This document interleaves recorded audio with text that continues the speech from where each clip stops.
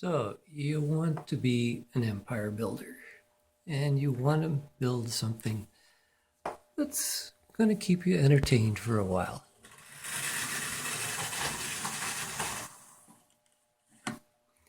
It's going to have some interesting action to it.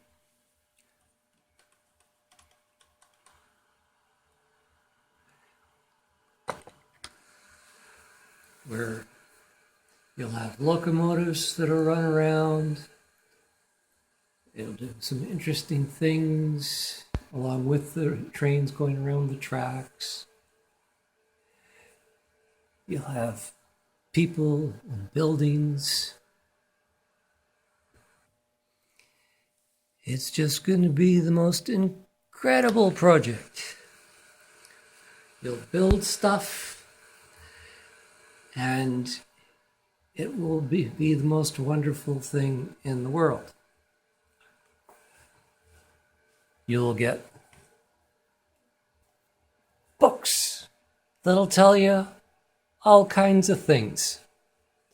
Yeah, that book was 35 cents back in 1955, but that's irrelevant. All kinds of books can give you all kinds of information, but you have to figure out what kind of railroad you're going to run.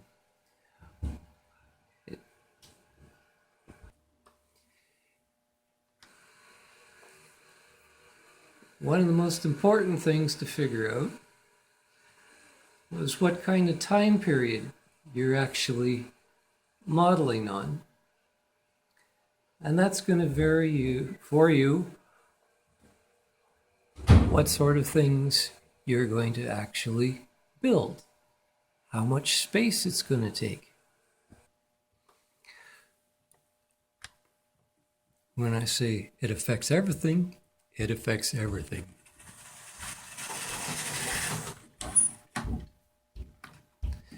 It affects the locomotives you choose.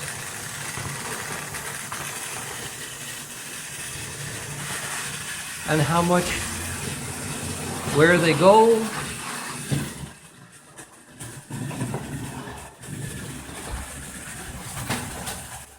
What backdrops you have. It's going to decide what kind of trains you run,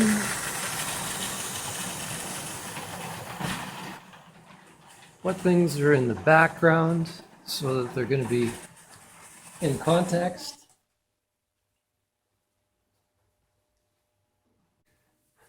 For some people, this scene may seem idyllic, where you've got an old-time locomotive, you've got coal cars, you've got old-time passenger train, and then you had a roundhouse.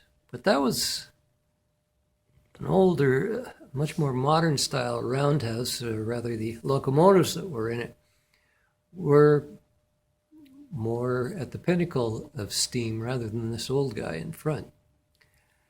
And with all those locomotives over there, you needed a yard for the cars. And you know something? For this gauge, that small yard is truly small, and it doesn't fit the bill. So you have to take all those things into consideration. Now, along with your other stuff, you're going to have possibly the diesel age. And you're going to have bridges. Well, that's fine. But you got to buy them or build them.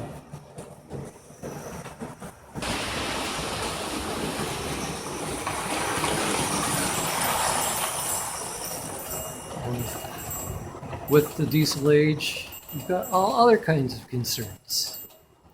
I guess again, the trains get longer. Maybe you're not going with diesel. Maybe you're going with electric, period. But once again, we mentioned those long trains. And if you're going with passenger stations, you've got to have long stations.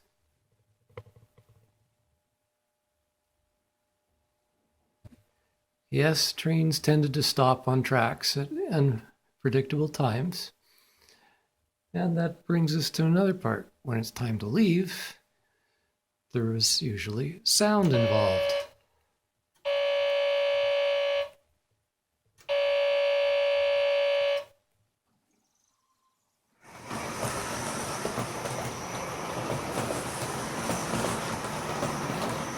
You got to figure out what system you're going to use.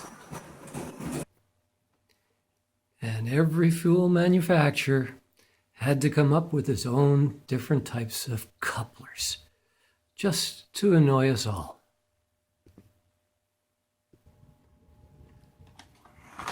Now that you've chosen whether you're going steam, diesel, electric, you got to figure out which railway.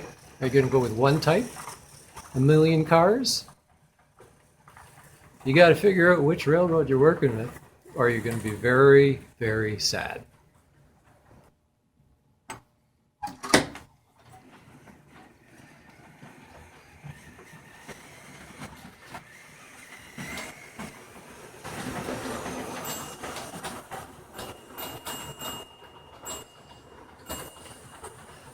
This layout is a combination of tables and almost shelving that my generous wife allowed me to have.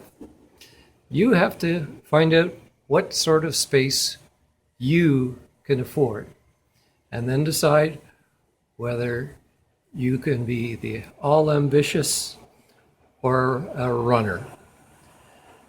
That is up to you. Thank you for watching, and if you like what you've seen, please hit that subscribe button.